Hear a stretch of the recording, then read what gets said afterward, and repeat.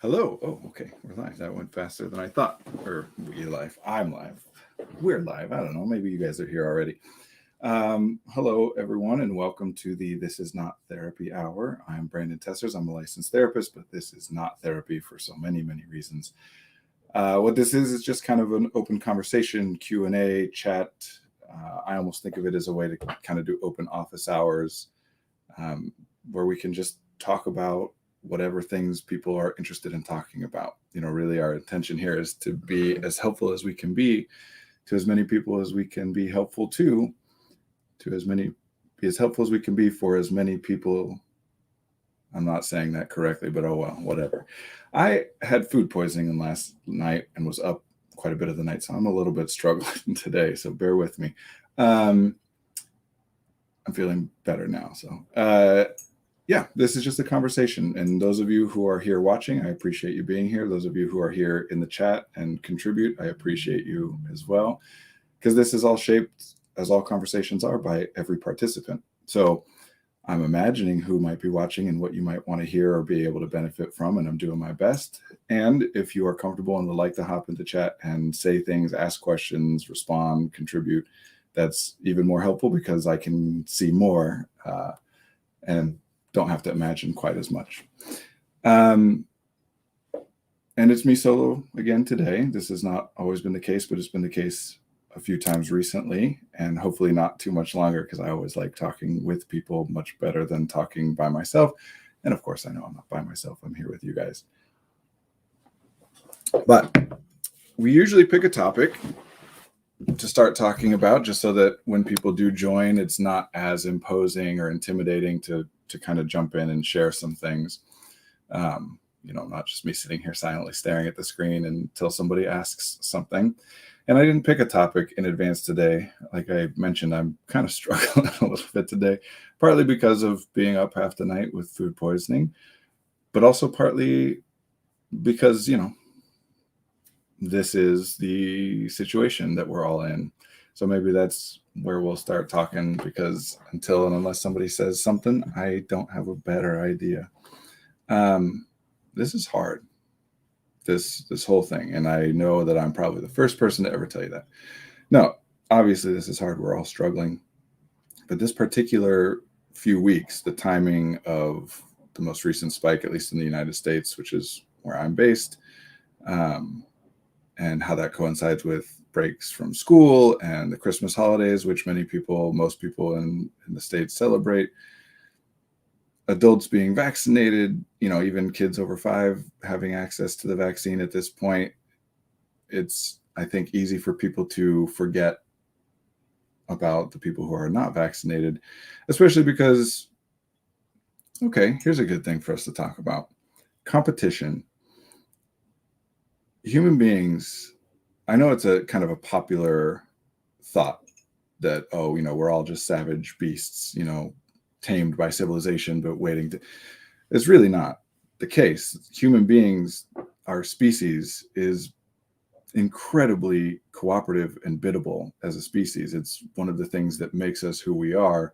It's one of the things that has been our greatest, evolutionary advantage, is our ability to communicate and cooperate with one another, to learn from one another. We're not the only species that communicates in any form, but we do.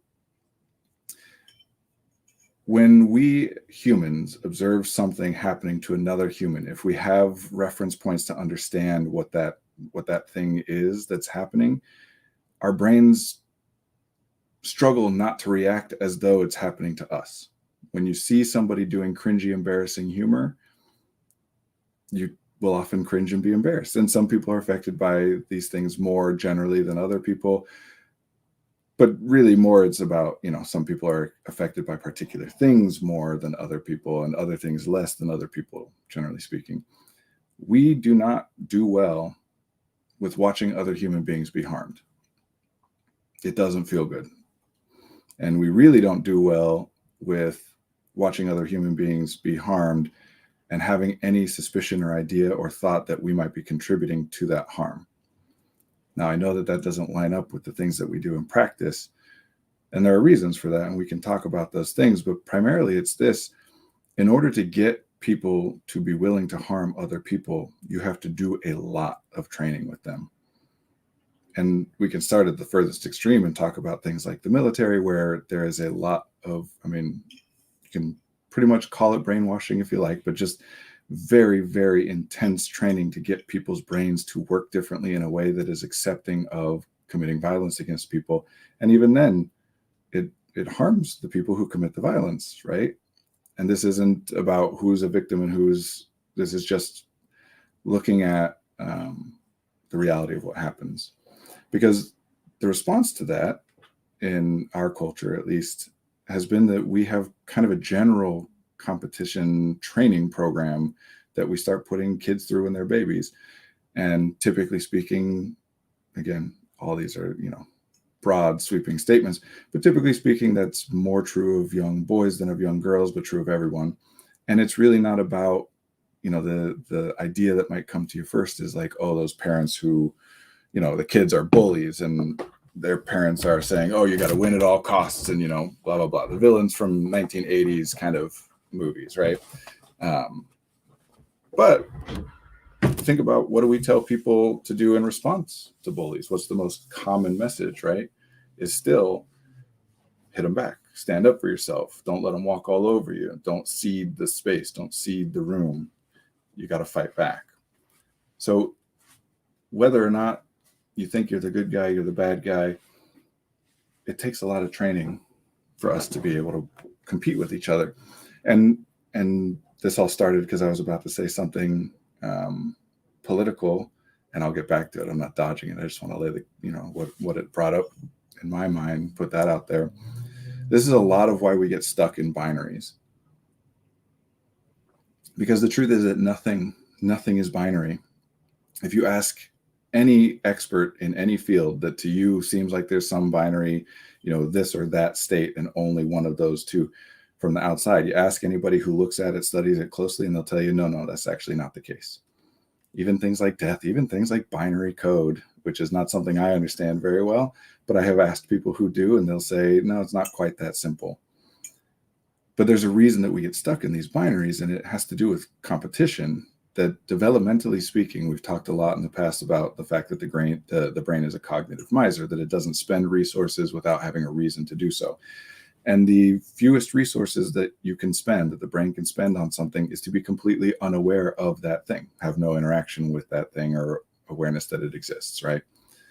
The next fewest resources you can spend on a thing is to be aware of it, but to be aware of it as a static, unchanging thing. It is one thing, it always has been one thing, it will always be one thing. Then more resources to understand that there's a second option. It could be this, but sometimes it's that. This is usually true, but sometimes it's not, kind of thing, right? And then more resources for a third and a fourth, and so on, further and further and further into complexity and nuance. But we have a tendency to get stuck on the binary, in large part because development works where people take something from 0 to 1, right? Something that doesn't exist, and then we introduce the concept. Somebody, some group of people introduce the concept. And then because of the work that those people do, other people learn from that. This is what humans are. This is what we do. We learn from each other so that we can then, instead of repeating the work that was done to get to that conclusion, to 1, we can start with that and spend our time and energy and resources moving on to the next thing, going to 2.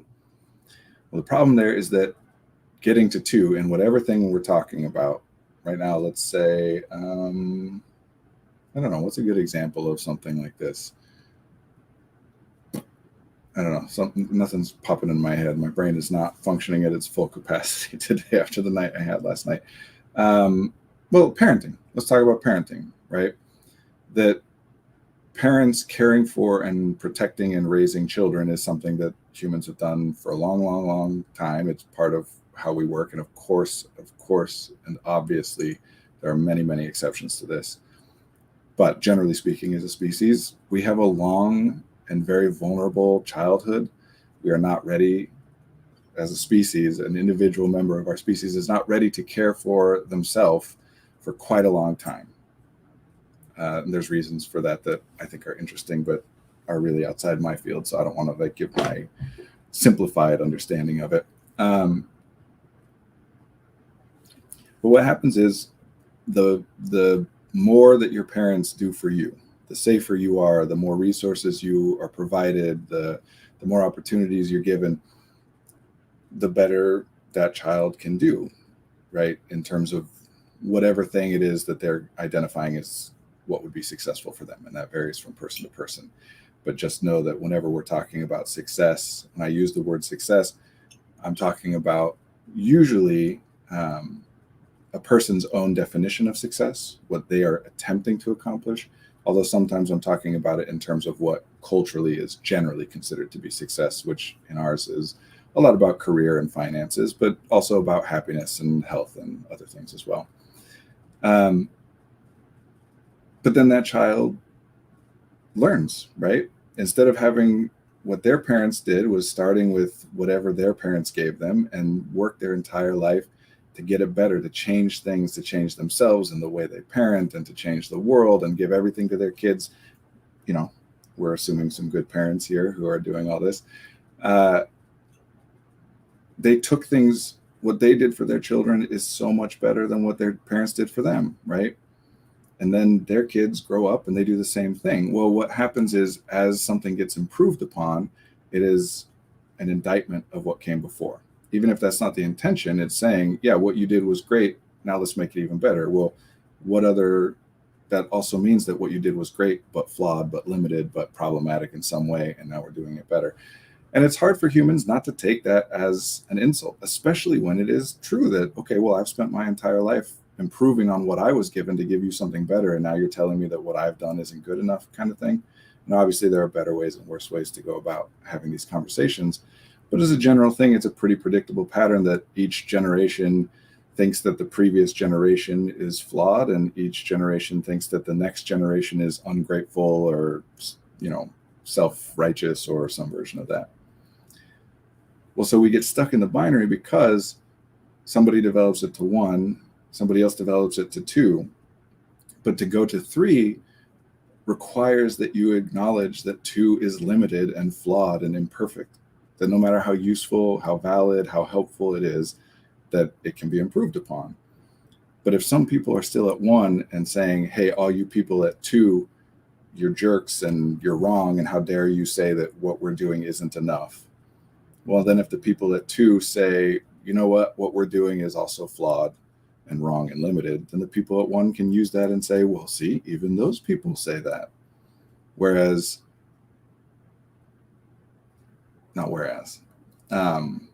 So it's difficult to do that.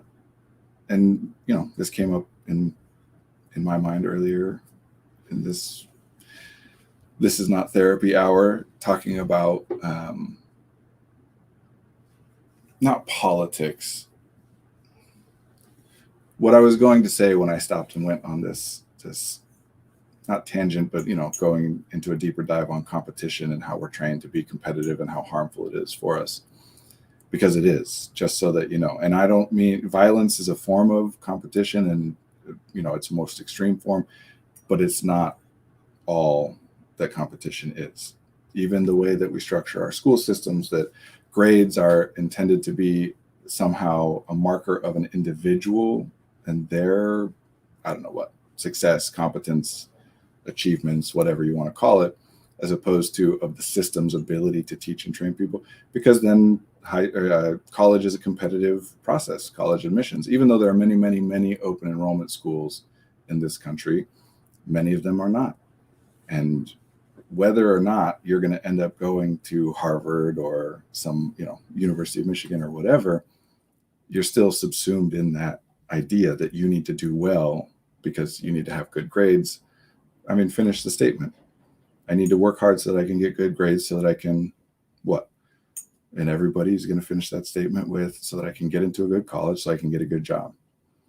And it's not that those aren't important things. And of course, even people who say that will also acknowledge that there are many other benefits to doing things like that. But that's the stated purpose of it. It's a competitive thing. The idea of a zero-sum game, that the more that I have, the less someone else must have. And the more that someone else must have, the less that I have, which is, again, just not true. But yeah, it has become a thing, unfortunately, in this country, at least, that getting COVID or being unvaccinated is considered to be a personal moral failure, right? That it's easy to say, well, I got vaccinated and I did my part and I did what I was supposed to do. And those, anti-vaxxers out there, they're just terrible and whatever. And so that we can, because this is what a lot of this competition stuff is at its root, is to be able to give ourselves permission to not make sacrifices for the welfare of other people. Well, one obvious and glaring flaw in that is that children under 5, of which I have 2, are all unvaccinated because they cannot be vaccinated. But that shouldn't be the necessary way to think of it either. Anybody, whether they're vaccinated or not, is a human being. Everybody has value. And of course, people's actions, we have to make judgments about what things we like or agree with or don't like or disagree with. What do we want to support? Where do we want to put our efforts? But I guess I'm just saying it's worth being suspicious, hesitant, anytime somebody's argument works out to be very convenient for them in terms of having to do less. I don't have to help more because those people chose not to get vaccinated, for example. It is really not that much different than I don't have to help more because that homeless person is just lazy. Anything that justifies to people not helping when they're aware that somebody could use help and believe that they are capable of providing that help. There's a reason that of all the pop psychology things, every day, every moment, every month, somebody's putting out new thoughts, new psychologists and psychiatrists and researchers and academics and practitioners like me, and people are putting out new concepts and ideas that they think might be helpful, and that's great. And it's not a coincidence that so many of those things that become most popular are things that justify not helping other people. I don't want to be codependent with them. I don't want to enable them. I don't want to be a helicopter parent. I don't want to, they're borderline, et cetera, et cetera. These become the number of times somebody has asked me, they could use this help, but I don't want to enable them. So just to be clear, even in like the popular concept of enabling someone, what it's meant to be is you are literally enabling them. In other words, they would not be able to engage in whatever harmful thing you think that they're doing if you weren't assisting them.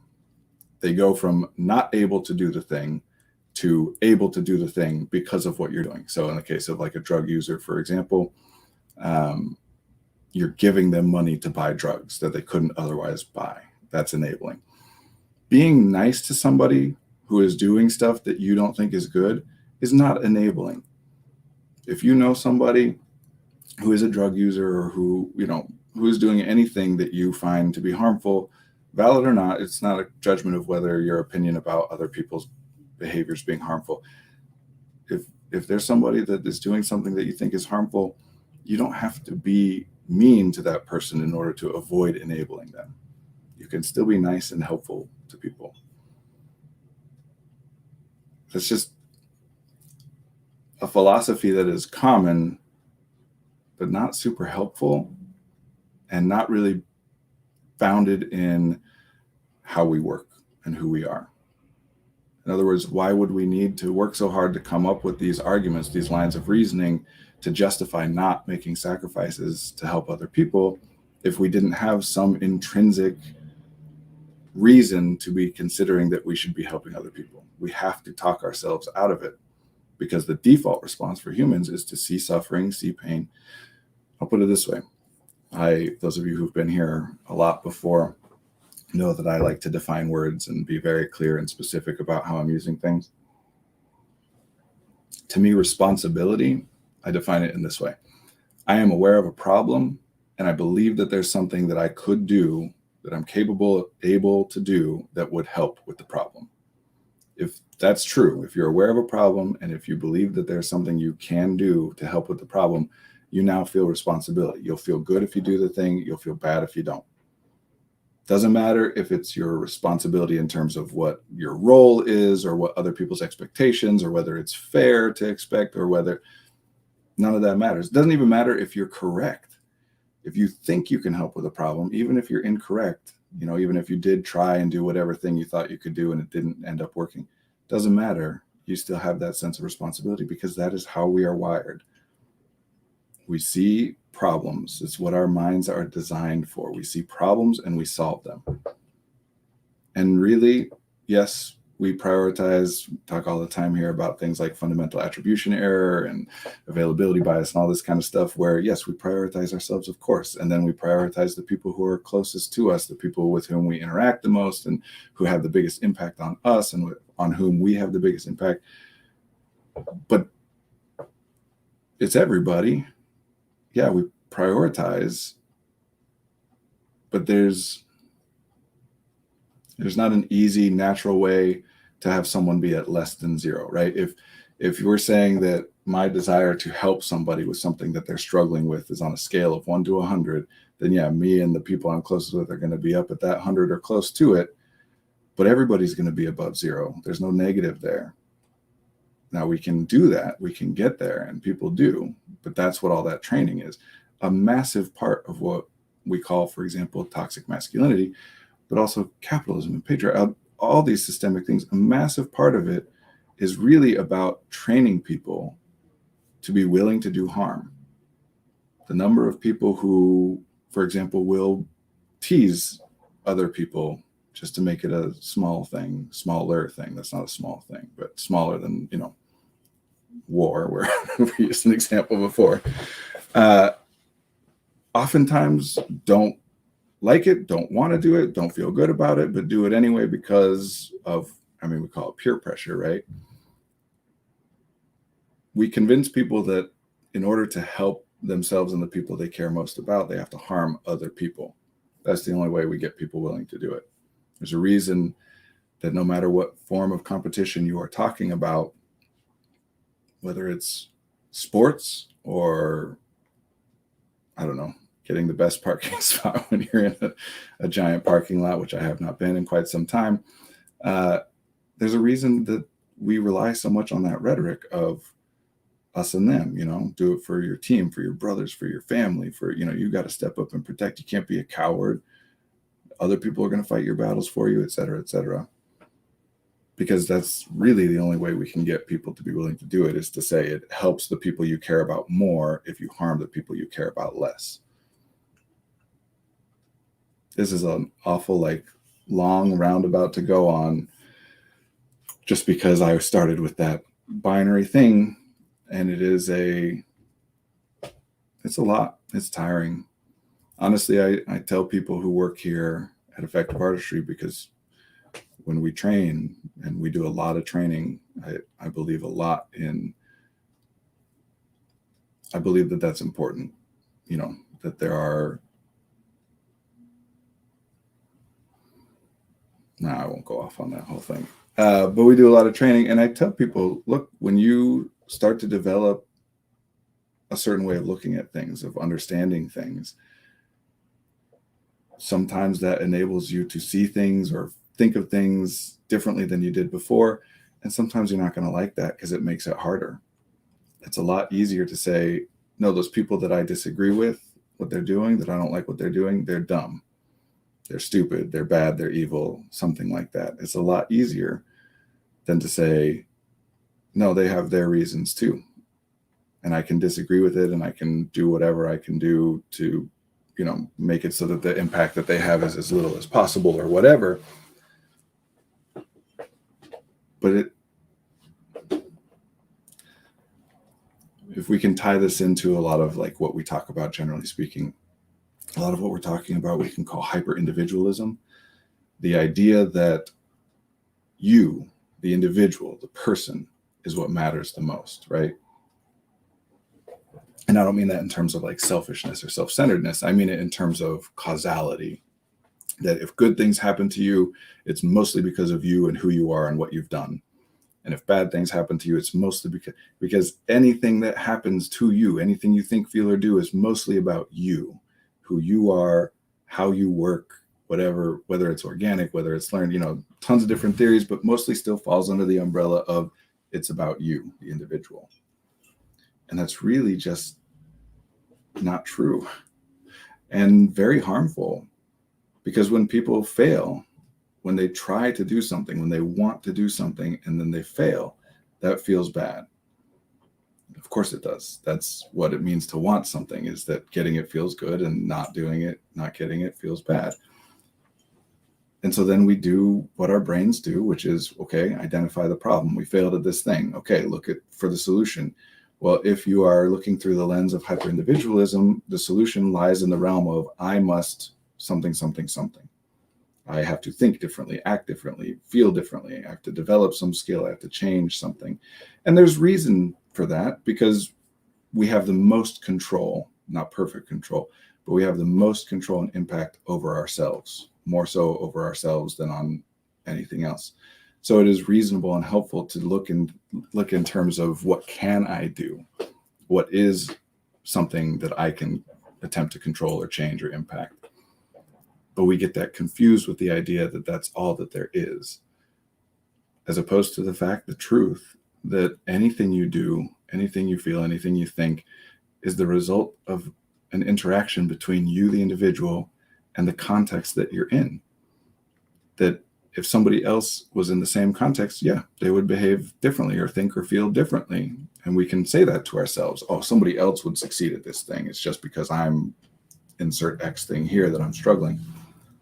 That can be a true statement. It can also be a true statement that other people would struggle even more in that context. But yeah, someone else in the same context would behave differently. And you, in a different context, would behave differently or think or feel differently. Both things are required. If nothing else, if you're having a hard time with this concept, if nothing else, just think, okay, somebody stole something. Well, they couldn't have stolen it if it wasn't there. And I know that sounds ridiculous and philosophical, because it is, because these are the kinds of things. It's like the water, right? I forget, an essayist. Oh, what's his name? If anybody in chat remembers, he wrote a supposedly fun thing I'll never do again. Anyway, I can't remember his name right now, but gave a commencement speech a long time ago where he told this story of two fish are swimming along one day, and two young fish are swimming along one day, and an older fish comes swimming past and says, "Hey kids, how's the water today?" And as he swims past, the two young fish turn to each other and say, "What's water?" That when something is so ever present, we don't really notice it. We talk about that all the time here, right? Attention. We pay attention to things that are problematic, that are novel, that are potentially helpful in resolving current or future problems, that are potentially indicative of future problems, et cetera, et cetera. Well, if something has always been there and it's not new and it's not novel and it doesn't seem to change in any meaningful way that we can observe, and it's not really causing us problems, we just don't notice it. And hyperindividualism is one of those things. The idea that you as a person are responsible in some way for everything that happens in your life. Actually, this is a good example of people getting stuck in the binary, because there are many, many people who understand that that is not the case, that the environment matters, the context matters. When we're talking these days about systems and institutions, intergenerational transmission, that's an acknowledgement that the context matters. And then we get locked into a binary, because a bunch of people are saying, no, context doesn't matter. If you want it, you do it. If you're failing, it's because you're not trying hard enough. And a bunch of people are saying, no, I want it. I'm trying hard enough and I'm still failing. There are environmental factors, contextual factors that matter here, right? And the truth is that the individual matters also. But if people who are saying that the context and the environment matters say something like that, say, you're right, the individual matters. That is an element, a variable. I do have impact, and my choices are constrained by the environment. What I am able to do changes based on the context that I'm in. Then people who are saying that the individual matters will say, see, you did it in this place. Why can't you do it in this place? You just don't want it enough. You yourself admitted that you have control, you have power, Sometimes this gets into toxic positivity, where people will say things like, you choose how you respond to anything. You choose how you feel about anything. And again, we have more control, more impact over ourselves than anything else. But come on, nobody has ever chosen to be distraught. Why would you choose that? There's validity and utility and help in the idea that there are things that you can learn to do, and abilities and skills you can develop, and things that you can notice to make it so that you respond differently over time. But the idea that you can just flip some switches in your head and all of a sudden, this thing that was, I've been massively depressed, but now I feel great because I did some magic in my head. It's just not how it works. So we get stuck in the competition.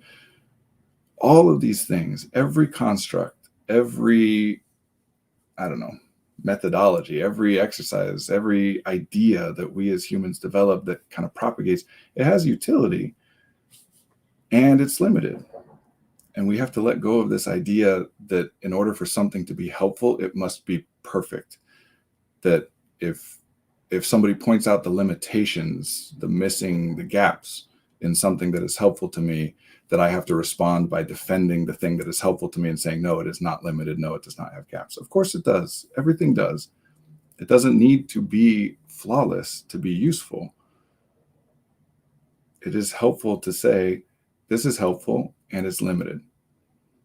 And just as a general rule, the more general an idea is, a statement, a rule, an expectation, a belief is, the more limited it's going to be. I'll often say, the more general something is, the more frequently it applies, and the less impact it has to each case, in each case to which it applies. And the more specific something is, the less frequently it applies, but the more impactful it is in those cases to which it applies. So yeah, when people say things like hard work equals success, which is a very general statement, we can say there's a correlation there and that it is generally applicable, but man, there are so many other variables that impact success, however you're talking about it, than just hard work, whatever you mean by that.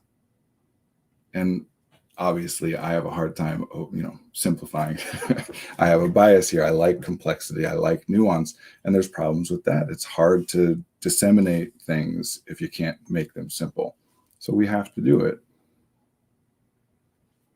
But I really do think that as time goes on, and as we've spent collectively less and less time and energy, less effort on reminding everyone, hey, this is the best we've come up with, not, hey, this is what it is, that it gets worse and worse. That all I can say, of course, I look at the research, and research is one of those things. It is useful and valid and helpful and real and limited and flawed. And I have anecdotal experience, which is useful and valid. I have my own lived experience as a person, but also the experience of all the clients that I work with and the people that I know and the stories that I hear, just like all of us do. It's useful, it's helpful, it's valid, it's limited. But it does seem to be the case, based on all kinds of evidence, that people are struggling more and more with depression, with anxiety, with whatever, call it mental health, mental wellness. People debate over the terminology, but that people are struggling more and more as time goes on with these things. And some people will say, well, people are just soft these days, and which obviously I think is ridiculous. And some people will say, well, it's only because people are more comfortable being honest about it and we're more aware. And I think that's better, and also limited and flawed. There are actual changes. And one of these things, I see kids, adults, doesn't matter, where the struggle is not just the struggle. It's whatever they're struggling with. And then also the fact that they feel bad about the fact that they're struggling with the thing, because they see other people who are not struggling with the thing. Or at least they see other people and assume that those people aren't struggling with the thing, and that it is only them, or that they are one of the few or very rare people who struggle with that thing. And then they think, because of this hyper individualistic approach, that it's about them, that they are broken in some way, that they're just doing it wrong. They're dumb. They don't get it. I have clients who have gone to incredibly prestigious universities, who have achieved all kinds of academic and intellectual success and recognition, who will still sit and talk about how dumb they are all the time. Because honestly, that's all we really mean generally when we talk about dumb is, I think that person is doing something that I think is bad and I have no better explanation for it, so I'm going to say they're dumb. Lazy. And the opposites, smart, motivated, good, bad, selfish, selfless, all of these things. It's about the speaker looking at something someone else is doing, liking it or not liking it, and then trying to understand and come up with an explanation of why someone would do that. And it's very easy and convenient to come up with an explanation of they must be limited or flawed or less than me in some way. They cannot be able or capable of thinking or doing or noticing what I am, because if they did, they would see that what they're doing is terrible. It's convenient. It's not really useful. It gets people trapped into the binary. If their side is dumb and bad and my side is good and intelligent and right, well, then it's really hard to acknowledge the flaws and the limits on my side and try and work past that too. And I don't think that this is a conspiratorial thing, that there are a shadowy cabal of capital T them, making this happen.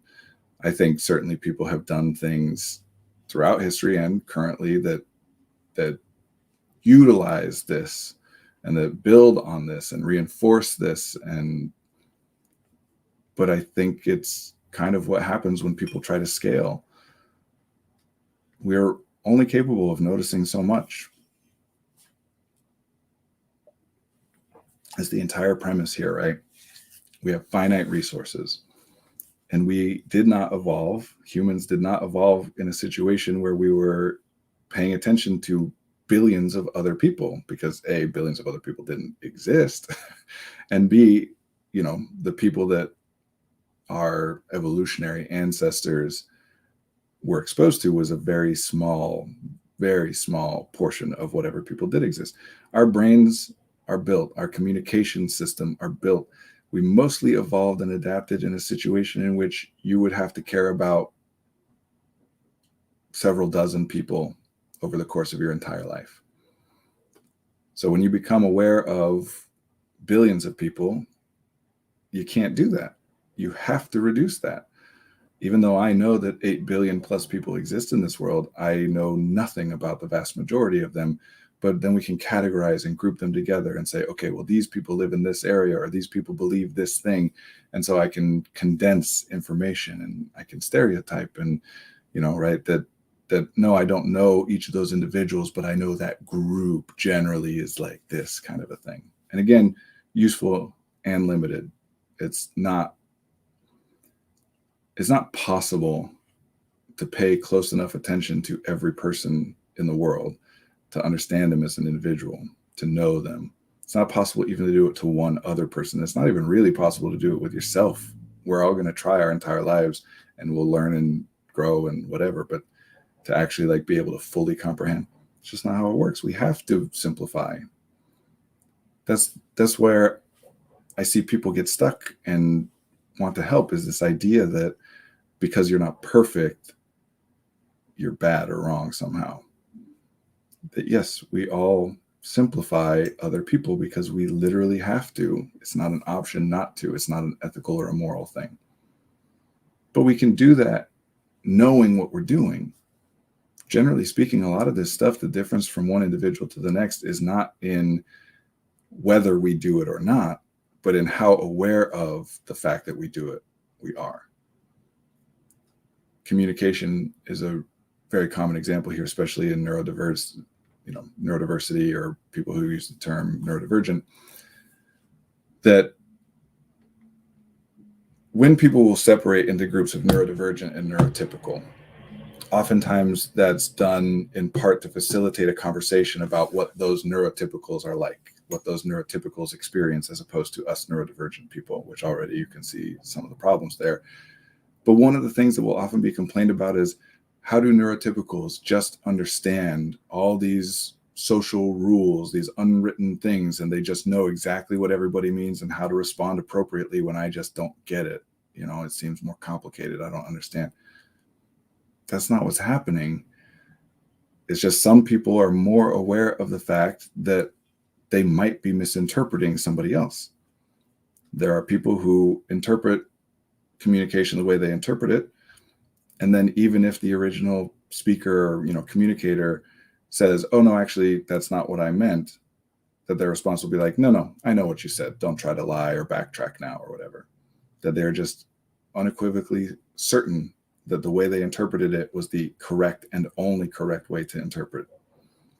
And some people know that no matter how certain they are about their interpretation, they could always be wrong, because there are other valid ways to interpret anything anybody says or does.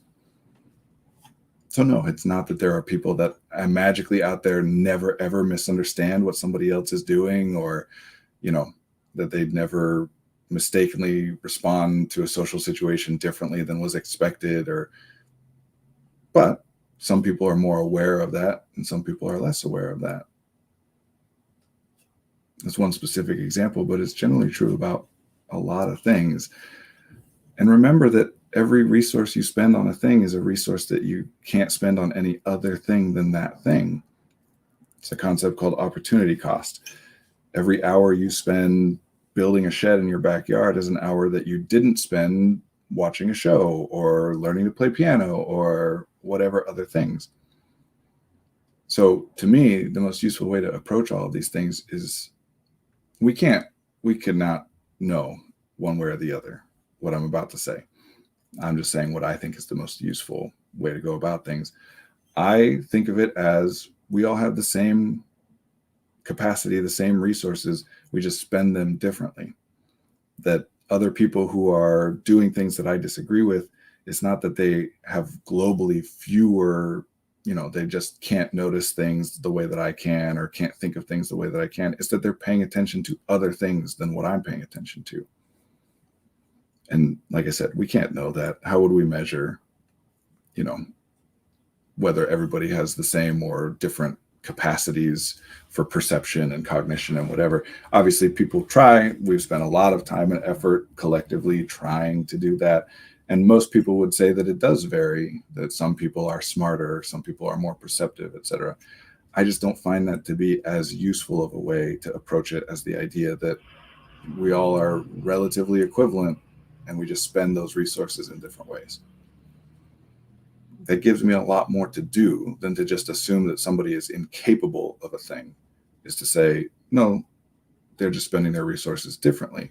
And the context is a big part of that. This is why we talk about cost and value. One of the beliefs under the umbrella of hyper-individualism that to me is most harmful is the idea of capability as a binary, that you either are or are not capable of a thing. For example, let's say homework, doing your homework, getting an A, acing a test, something like that, right? That developmentally, people start with, okay, well, everybody's saying that this is important and I should do it and they're doing it and whatever. So I assume we're all capable of doing it. So anybody that's not capable of doing it, anybody who's not doing it must not be capable of doing it, except that everybody's capable of doing it. So they must just be making bad choices and choosing not to do it because we're all capable. And then you learn and say, oh, wait, no, okay, not everybody is capable of everything. But sometimes you get stuck there saying, okay, especially for many people who have struggled to do a thing, have tried to do a thing, want desperately to do a thing, and everyone just keeps telling them you just don't want it enough. What do? It ends up feeling like, yeah, everyone's right. I'm lazy. I'm bad. I'm wrong. I'm a failed human being. And then we get the biomedical model, which has provided a lot of utility to a lot of people, that comes along and says, no, you're actually not capable of the thing. It's not that you're not choosing it, you're not prioritizing it, you don't care enough, you're not trying hard enough. It's that you're not capable, which is great. It's a sense of relief to say like, oh, thank God. Okay, it's not that I'm broken or I'm doing this badly. It's that I'm literally not capable of doing that. Whew. Except what's the problem?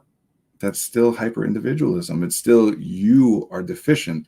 It's just about your biological makeup, not something that you chose or can control, but it is still you. Nobody else is failing you. It's still the right. You still would be better off if you did the thing we're saying that you should do. You're just not capable of it. Shoot. And the relief that can come with that relies on the idea that you are not capable of that thing in a static way, that there's nothing you could do to become capable of that thing, that there's nothing, more importantly, that anyone else could do to enable you to be capable of doing that thing, of getting the A. But again, the truth is, yeah, things can change. And a fixed mindset of I am incapable, while it can bring a lot of help and support, a lot of relief compared to the earlier thought, I am capable, so the fact that I'm not doing it means I'm choosing not to do it. Oh, the fact that I'm not doing it, I didn't choose not to do it, I just literally can't, is oftentimes better. Even better than that is to say that capability is not a binary. It's about cost. Anything I can do, anything you can do, we can only do under certain conditions. Change the conditions, change the context enough, and anything that I can do, I won't be able to do. And anything I am not able to do, I will be able to do.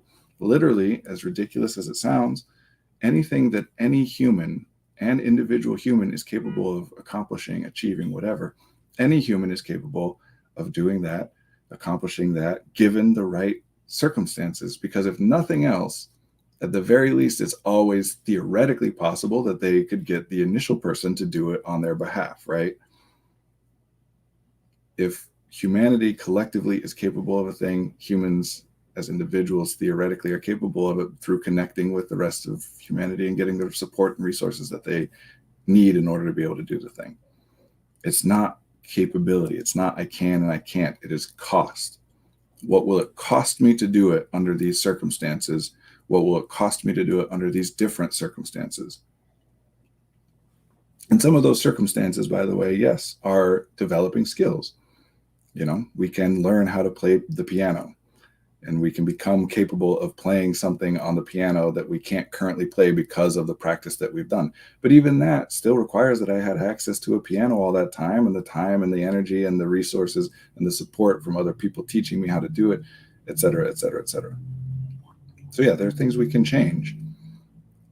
But even the world's most accomplished pianist can't play whatever pieces they normally play when they are, asleep, when they are starving and, can't think clearly, right? Capability shifts. Anybody who says ever, and people say it all the time, I just don't understand because you or I, if you're saying it to yourself, have done this before. So why can't you do it now? I know you can do it. So it just feels like you don't care enough to do it right now. They're missing it. The context is different. And yeah, that matters right now. Not just in terms of vaccination status. And it matters always, but it especially matters right now because this is intense what we're going through. It is more change, more rapidly and more universally, probably than anything humanity's ever experienced in the past. Not any individuals have experienced bigger shifts, more problematic, more difficult things, but collectively, for all of us, I don't know what other thing we could point at in the past to say this much has shifted this quickly in ways that there's at least some connective tissue for all of us, right? It's a lot. It's exhausting. And I will say, this isn't like a hard thing to admit or acknowledge because I enjoy it, that I am very, very fortunate and I enjoy a lot of privilege. I have so many wonderful things in my life and so many wonderful people in my life. My family, I love them. I love being at home I love my work and I work for myself. And I do the things that I think are important and helpful and good to do. I love all of it. And I'm still having these days like today where I can barely make it through the day, where I'm ready to cry at the drop of a hat. I cannot imagine what it must be like for people who don't enjoy the same privileges and fortune that I do. And some people enjoy more fortune and more privileges than I do, and it's hard for them too. This is a difficult and exhausting thing. And a large part of that is this idea of individuals being the most important, that everything that happens in your life is really about you, and that capability is a binary. If you could do it before, you can do it now. Answer me this, anybody, please. I've been begging for an answer to this question. We all generally acknowledge, right? It would be hard for someone to disagree with this statement that things are harder now than they were before. That just generally doing anything is more difficult under these contexts, this pandemic, this whatever, all the things together. That generally speaking, we all understand things are harder than they were 2 years ago. And there's reasons for that. It doesn't necessarily mean they're worse, although obviously a lot of it is very much worse. But a lot of things that, well, let's focus in on education. There have been problems and flaws in education forever because, like we're saying, things can be good and useful and valid and helpful and still flawed and limited. And over the course of history, a lot of those limitations have been in harming people with less power to benefit people with more. And education is no exception to that. In other words, it has had flaws and limitations always, and it always will. And those flaws and limitations disproportionately affect people who have less power, who are less numerous, and that less well supported and resourced. And then this happened, and a lot of those problems, things that people were becoming more and more aware of over time, a lot of people became a lot more aware of it very quickly because of the change in the circumstance. So it's not that things were good and perfect before, but it's that things that have been problematic and limited in the past become even more problematic and limited and more obvious for more people under these circumstances. So we generally agree, right, that this is harder. Well, then in what way is it justifiable that we ask people to do the same things, accomplish the same things that we asked them to do before? Take education specifically,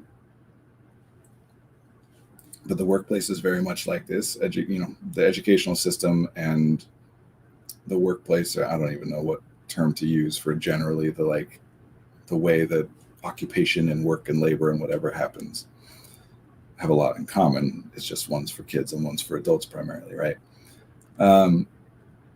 Theoretically, a school, any given school district, whatever, any given system was well tuned, right? Like that would be the claim, that before all this happened, that they were doing exactly the right amount of challenge.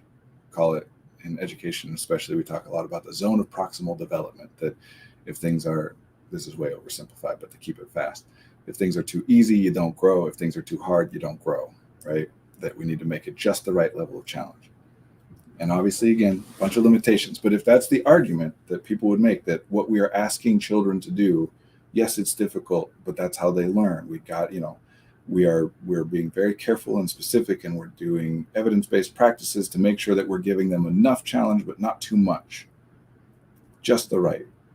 Well, then if the context changes in a way that we all generally agree makes everything harder, but we don't change what we're asking those children to do, then theoretically, aren't we by definition asking them to do more than they're capable of doing? Because we were asking them to do the limits of what they were capable of doing before, and then it got harder, but we didn't scale back what we were asking.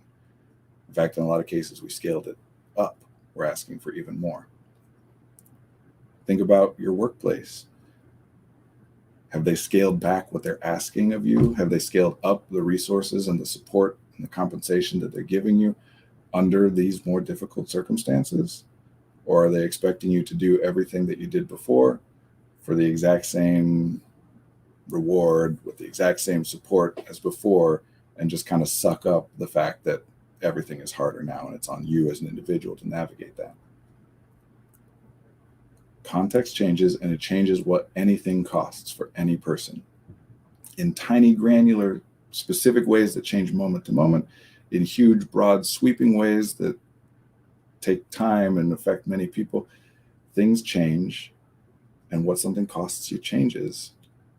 And yeah, the value can change as well. You might actually care less about something than you did previously, and that can sometimes be the explanation for why you used to do a thing and now you don't. But that doesn't really apply when you really want to do the thing. I've said it before, I'll say it again, but I'm just going to put it out there right now.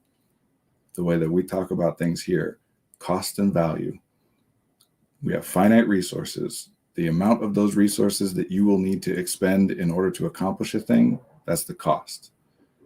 What you get out of the thing, the impact that doing the thing will have, and how much that will benefit you and how much you care about it, that's the value. And all these things are filtered through your beliefs and perceptions and predictions, right? But here's the rule. If people think that the value of a thing is less than the cost of a thing, they don't do it. If they think that the value of a thing is greater than or equal to the cost of a thing, they do it unless they can't afford to do it. There are things that, yeah, maybe the context didn't shift in a way that makes it cost you more, and yet you still aren't doing it. Well, what other things shifted so that you have to pay more of your resources, spend more of your resources to accomplish those things, and you just have less left over? And obviously, we can get people to do things by getting them to value things more. We bring the value up above the cost by threatening punishment, by offering reward, by convincing people, by doing it to ourselves, by beating ourselves up in our head, Then if I do the thing, it's not only the value of doing the thing, but also I get to stop beating myself up in my head. That'll be nice, that relief. Yeah, that works. And that's what the vast majority of our psychological and educational and occupational research and practices have been based around. But bringing the cost down works too. Talk about it in economics all the time, but people don't tend to talk about it for individuals. Making something easier and more convenient makes it more likely that they'll do it too. And raising the value, while it can get somebody to do something, it has a lot of problems because a lot of what we do to raise that value for that person is external. If we're threatening punishments and offering rewards, well, the moment that we stop doing that, the value falls again and it stops being done again, and the research will support that. But even if it's not that and it does continue somehow, well, we still have now gotten somebody to pay a high cost for something. And that cost, those resources are not available for whatever other things they were going to do now. And worst of all, if the problem isn't that they're not doing it because they think the value is below the cost, they already think it's worth it, but they literally just can't afford the cost, then by increasing the value, we're making it worse, much worse. And we do this to ourselves all the time. Think of it this way. If you say to me, hey, would you like $1 million? Would you value that? Would you enjoy that? Appreciate that? Yeah, cool. Give it to me, please. I would like it. Money's not the most important thing in the world to me, but $1 million, I can do a lot with that. Yeah, I'll take it. And then if you say, great, all I need from you is $2 million to make it happen. Well, no, I don't want that. Not because I don't value the $1 million, but because of the cost you're asking for. I'm not going to give you $2 million for $1 million in exchange. That's ridiculous. So that's cost being higher than value. And yeah, if you up the value, okay, we'll give you $3 million if you give us $2 million. Cool. I'll do that if I have $2 million to give you. But if I don't, even though I understand that I'm getting $1 million out of this, I don't have $2 million to give you. I can't do it. And then if you say, well, okay, fine, you drive a hard bargain, but I'll give you $5 million if you give me $2 million. I still don't have the $2 million. And now I feel worse because I already wanted to do it. Now I want to do it even more, but I just can't. Okay, we'll give you 10, we'll give you 20 million. Every time you raise the value, it just makes me feel worse, like more of a failure. It incentivizes my brain to go back and think over things about why I don't have $2 million right now. Because just in case this situation ever rises again in the future, I don't want this to happen again. So I want to make sure that I have this in the future. I can spend these resources, afford this cost in the future. So now I got to think through everything I've done and not done and what mistakes I might have made.